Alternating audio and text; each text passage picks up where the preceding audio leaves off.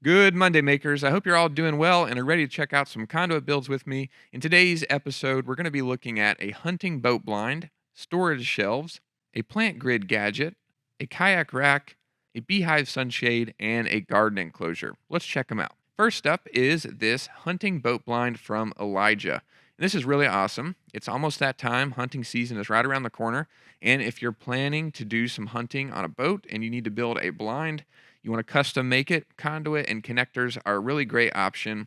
And this is a great build from Elijah where we can see the possibilities. And this is really cool because in this picture we can see it. It's kind of folded flat and the whole frame is in place, but it's just sitting on the boat and there's nothing attached to it.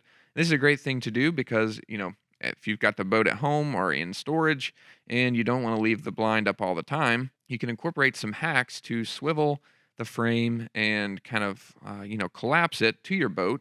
And there's some things that we can see in here that Elijah incorporated to do this. And first of all, the adjustable angle connectors here are used, and you could either leave those loose or you could use the quick clamps that we have on the website, or you could just use a 5 millimeter hex wrench and you could just loosen those bolts whenever you're ready to adjust and, put it up or collapse it down.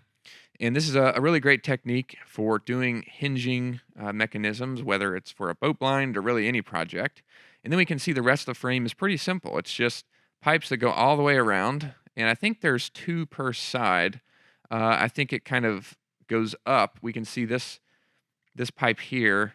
I imagine the swivels up, and then it looks like there's a T connector branching off to add kind of a kickstand or whatever you want to call it for this side panel. And then I think there's an additional panel here that kind of continues going past that one. So if that makes sense, so like it goes up like stage one, and then there's like stage two, which continues, uh, you know, opening, so you can have it fully assembled here. And then there's a shot of somebody attaching the leaves and such to it. Looks like it's just zip ties holding all that on.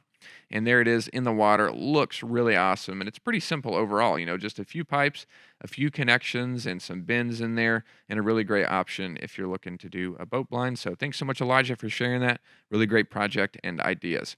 Next up is a couple of storage shelves built by Ursula, and she shared these recently. And it looks like the first one here was made as kind of a solution. We've all got those like weird spots, and you can't really buy anything that fits in that corner perfectly. But it's just kind of empty space, and you put brooms or something in there because there's nothing else you can really put in there. So a custom shelf is a really good idea to fill that space. And that's exactly what Ursula did here. And it's just a really simple shelf. It's just four 90-degree connectors to create the square, and it's just that same design repeated one, two, three, four more times. And then for each shelf, you could just add a piece of wood, and then you could store some stuff on there. And I think we see a picture of it. Here it is before. There's nothing back there, as you can see. But then the storage shelf sits in there nice. And then we can see the second build, which is another shelf, I believe. I think they said they were taking it to some kind of event or something. Not entirely sure, but just another storage shelf. This time it's a little bit bigger, a little different dimensions. And we can see this one's interesting. At the bottom, they just cut open a tennis ball and use that for a foot for a project. I don't think we've ever seen anybody do that. But, you might have seen that on like wheelchairs or something, or not wheelchairs, but like walkers in the past. I've seen that before, like in movies and stuff like Up. And it's a really great idea for a conduit build. I don't know why we've never really thought about that, but that's really cool that she incorporated that into the build. But this is the storage shelf that we just saw, all completed. And looks like it's got some fabric on there and some different things. And then here is the first shelf that we looked at in the corner, and it's got typewriters on it. I think that she collects typewriters, which is really cool. There you can see more typewriters and stuff, and really awesome. And actually, I don't know if that's actually being used as a foot for the build. Maybe it's just a kind of to keep you from bumping into it. I don't know, but you could use it as a foot as well, especially if you wanted to be able to slide it, or you could use it in this way just to keep yourself from bumping into it, and that you don't want that to like stab you in the leg or something. So that's a really good idea and really awesome builds, Ursula. Thanks so much for sharing these great projects. Next up is a gadget from Robert, and this is really cool. So you can see here that he's got a garden here, and he just used a bunch of T connectors to build this gadget for creating a grid that's consistently spaced apart that he can use to add holes in the garden bed and plant seedlings. And all he did was just has one conduit vertical that is, acts as the handle that you can like hold on to and stamp it into the ground. And then there's a T connector to add, this pipe that goes from side to side here. And then there's T connectors being used in the opposite kind of orientation to add these horizontal pipes. And then there's just a T connector spaced apart, and these will create the holes in the ground once you push it into the ground. And it's really simple. It's what, 2, 4, 6, 8, 10, 11 T connectors. So probably about $50, $60 for this tool. But if you've got a huge space and you want to be able to just walk around and, stab it into the ground and create that hole for planting seeds, it can be really useful and save a lot of time. So that's really cool, Robert. Thanks so much for sharing that gadget. I think it's going to be really useful for people that want to do the same thing. So really appreciate it. Next up is this kayak storage rack from Keith. And this is really great. We can see it's pretty simple overall. It's just two-tiered, and they used 90-degree connectors in the corners, just like we saw with Ursula's build, to basically make this rectangle shape. And then the same shape was repeated up top, again with 90-degree connectors.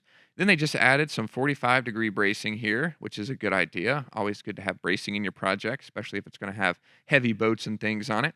And then we can see at the very bottom, it looks like they use 2x4s with some of the conduit flanges that we make to kind of secure the build to those 2x4s. And that seems like a good option. Maybe this is going to be in the back of a truck or something, and you just want to have a nice stable base at the bottom. Maybe they wanted to prevent the conduit from going into the ground. Who knows why they did this, but it seems like a good technique that would allow you to kind of keep the build above ground and give it a nice, stable foot at the bottom. And then another hack they incorporated into this was the pipe insulation here that goes over top of the frame, and this just adds a nice layer of protection between the kayaks and the conduits. So whenever you're putting them on there or taking them off, you're not really dinging up the kayak, which is a good thing to keep in mind whenever you're building projects like this. So thanks so much, Keith, for sharing this. Really great ideas and really awesome project. Last but not least is a couple of builds from Glenn, and he actually shared a build, I think it was last year, maybe even 2 years ago, where he showed kind of the initial project of building this Beehive sunshade. And back then when he was building it, he put fake plants on, or fake vines on the sunshade until the real ones grew up. And now it's about a year or two later, and we can see the real vines are climbing up the sunshade now. He's also got some, what is that stuff called? I can't think of it right now off the top of my head, but it looks like some diffusion material there. I guess it would just be maybe sunshade material. Looks maybe kind of thinner than that, but I don't know. It's got that secured to the frame, looks like with zip ties, and it's also providing some shade. And then the vines growing on top of it looks really awesome. Really nice place for the bees and provide some shade to them. And then Glenn also shared, he's been working on another project. So that was a couple years ago. This is a new project, and this is an enclosure for his garden, as you can see. And this is a really big structure, kind of nestled in this corner of this beautiful backyard area. And they got some raised garden beds they just wanted to protect. And it looks like they just built a big rectangle using 90-degree connectors in the corners. And they added some bracing with, looks like 90-degree connectors flipped over on their side, which is a good technique. And I think I see some T-connector bracing in there in a few places. And they've got this gardening gate. And they use looks like the hinges that we talked about recently on the channel. I really like those hinges a lot. They're made for PVC, but as we mentioned in that video, they work really well with conduit if you use a self-tapping screw. I think he used those there for the gate hinges, and it's a good technique. And it looks like he just used zip ties or some metal straps to secure the garden enclosure or the mesh material to the frame. And then on top, it looks like they use ball bungees to secure the sunshade to the top of it. And so this doubles as a sunshade.